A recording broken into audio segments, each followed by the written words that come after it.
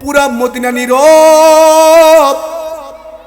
মদিনার অলি গলিতে একটা মানুষও নাই, একটা পাখিও জাগনা নাই, একটা পোকা মাকুড় জাগনা নাই।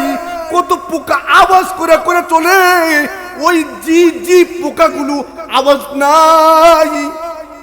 পাখিগুলো নিজ বাসায় ঘুমায়, মানুষগুলো নিজ নিজ ঘরে আরাম।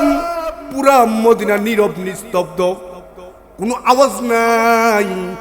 এমন সময় ওই গোপন জায়গা থেকে সেদিন ওমর তাকায় দেখেন চাদর মুড়ি দেওয়া একটা যুবক হাঁটি হাঁটি পা পা করে বৃদ্ধা মহিলার দরজায় এসে দাঁড়ায়। সেই খলিফাতুল মুসলিমিন ওমর, উনি তখন খলিফা না, মুসলিম বিশ্বের প্রথম খলিফা সাইয়েদনা আবু বকর রাদিয়াল্লাহু তাআলা আনহু। উনি প্রথম খলিফাতুল মুসলিমিন। উনি খেলাফতের দায়িত্ব পালন করছেন।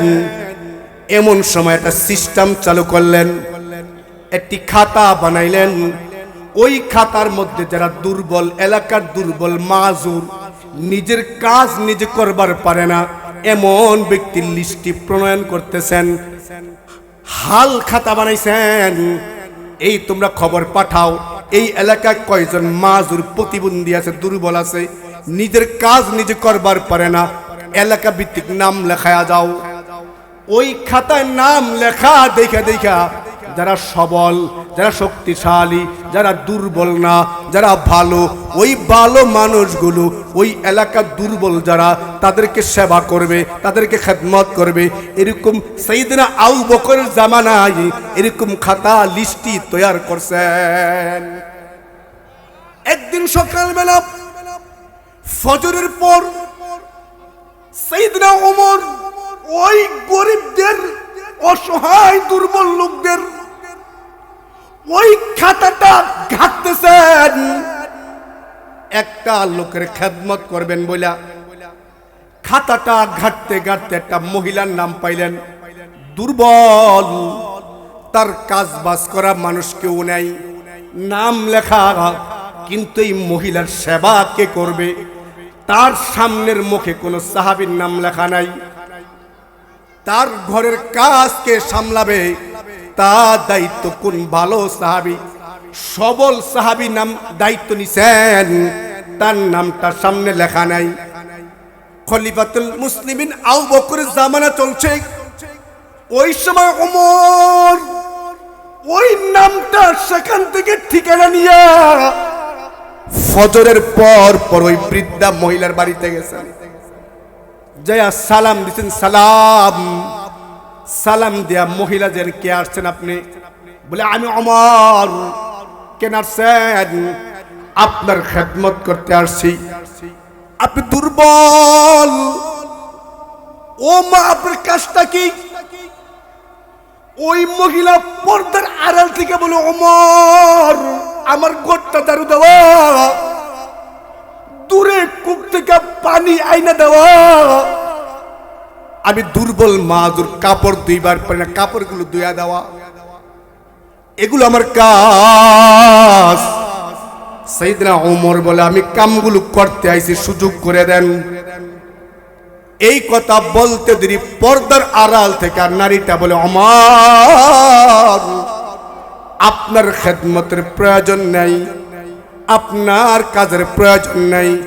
আমি যা যা কাজ চাইতেছিলাম, একটা যুবক আইসা, একটা লোক আইসা সকালবেলা আমার কাজগুলো পরিপূর্ণ সম্পূর্ণ করে দিয়া চলে গেছে গা। এই মুহূর্তে আমার খেদমতের প্রয়োজন নাই। কিন্তু এই মহিলার কাজটা কে করবে খাতায় লেখা নাই, কিন্তু মনে আছে কথা আপনাদের? লেখা নাই। সাইয়েদনা ওমর তো এই জন্য আসছেন কাজ করতে, নাম তো লেখা নাই সেখানে। ওই মুহূর্তে সাইয়েদনা ওমর জিজ্ঞাসা, মা আপনার কাজগুলো কে করতে আসছে, নাম কি তার? ওই মহিলা বলে, ওমর নাম তো আমি বলি নাই, জিজ্ঞাসা করি নাই, উনিও নাম বলে নাই। সাইয়েদনা ওমর টেনশনে পড়ে গেলেন, তার কাজ কে করে দেন, নাম বলে না। সাইয়েদনা ওমর দ্বিতীয় দিন ফজরের নামাজ আগ মুহূর্তে, এখনো জামাত দাঁড়ায় না, তাহাজ্জুদের নামাজটা পড়ে বৃদ্ধা মহিলার বাড়িতে চলে যান। বৃদ্ধা মহিলার বাড়ি থেকে সালাম দিলেন, সালাম দেওয়া জায়গায় মাগো আপনি আড়াল হয়ে যান, আপনার ঘরের কাজ করতে আসলাম, ঘর ঝাড়ু দিতে আসলাম, কাপড় পরিষ্কার করতে আসলাম, আপনার পানি আনতে আসলাম, আপনি আড়াল হয়ে যান। এই কথা বলতে দেরি, ওই মুহূর্তে মহিলা পদ আড়াল থেকে বলে, ওমর আপনি দেরি করে ফেলছেন, আপনি এই রাস্তা দিয়ে আসছেন, এই মুহূর্তে আমার কাজগুলো করে দিয়া পিছনে রাস্তা দিয়া যুবকটা বের হয়ে গেছে গা। দ্বিতীয় দিন ওমর কাজটা করতে পারেন নাই, কিন্তু যুবকটাকে তাও বের করতে পারেন নাই, জানতে পারেন নাই। তৃতীয় দিন ওমর মাগরিবের নামাজটার পড়ার পর এশারের নামাজটা পড়া বৃদ্ধা মহিলার বাড়িতে চলে যান। বৃদ্ধা মহিলার বাড়িতে যাওয়ার পর আজকে বৃদ্ধা মহিলাকে ডাক দেন নাই, কোনো আওয়াজ নাই। বৃদ্ধা মহিলার বাড়ির কিনারায় একটি গোপন জায়গা বানায়া সেখানে চাদর মুড়ি দিয়া সাইয়েদনা ওমর দাঁড়িয়ে আছেন।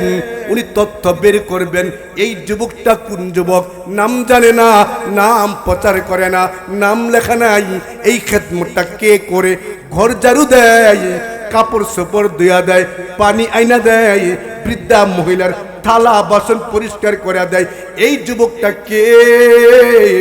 সাইয়েদনা ওমর খুঁজে খুঁজে বের করবেন, তাই তার অপেক্ষায় ওই গোপন জায়গায় গিয়া চাদর মুড়ি দিয়া উনি দাঁড়িয়ে আছেন। ধীরে ধীরে গভীর রাত্র হচ্ছে, পুরা মদিনা নীরব, মদিনার অলি গলিতে একটা মানুষও নাই, একটা পাখিও জাগনা নাই, একটা পোকা মাকুড় জাগনা নাই। কত পোকা আওয়াজ করে করে চলে, ওই জি জি পোকাগুলো আওয়াজ নাই, পাখিগুলো নিজ বাসায় ঘুমায়, মানুষগুলো নিজ নিজ ঘরে আরাম, পুরা মদিনা নীরব নিস্তব্ধ, কোনো আওয়াজ নাই। এমন সময় ওই গোপন জায়গা থেকে সেদিন ওমর তাকায় দেখেন চাদর মুড়ি দেওয়া একটা যুবক হাঁটি হাঁটি পা পা করে বৃদ্ধা মহিলার দরজায় এসে দাঁড়ায়। বৃদ্ধা মহিলার দরজায় দাঁড়ায় আওয়াজ করতে দেরি, ডাক দিবেন, এমন সময় ওই গোপন জায়গা থেকে একটা চিৎকার দিয়া বলে, মান আনতা, কি আপনি? সাইয়েদনা ওমর বলে, আমি প্রশ্নটা করতে দেরি, এমন জবাব পাবো আমি ওমর কোনদিন কল্পনা করি নাই। আমি যখন আড়াল থেকে গেলাম, কি আপনি, কি আপনার পরিচয়? আমি প্রশ্ন করতে দেরি, এমন সময় কাপড়ে ঢাকা চেহারা, ওই চেহারার ভিতর থেকে আওয়াজ আসে, আমি আবু বকর। রওজায়ে আকদাস দেখা কর আশক মে দে নওয়াজ, রওজায়ে আকদাস দেখা কর আশক মে দে নওয়াজ, मिसल अबू बकर उमर उस्मान या रब मुझे,